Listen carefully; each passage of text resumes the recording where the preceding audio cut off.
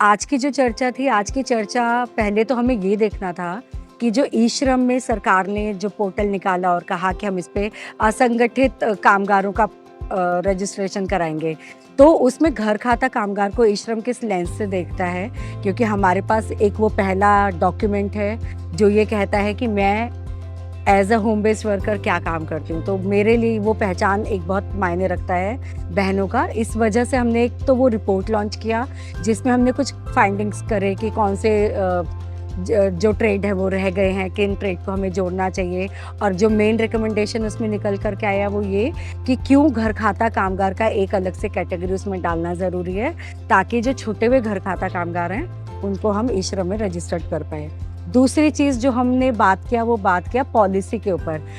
हम बहुत अच्छे से जानते हैं कि किसी भी काम के लिए हमारे पास एक कानूनी दस्तावेज और एक कानूनी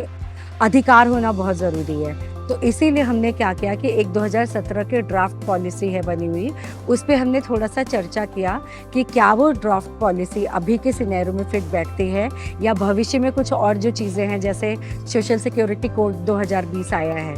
उसमें क्या कुछ चीज़ें हैं, क्या कुछ उस पॉलिसी में है, हम कैसे दोनों को एक साथ इकट्ठा करके ज़्यादा से ज़्यादा भारत की महिलाओं को जो अपना योगदान दे रही हैं हमारी जीडीपी में,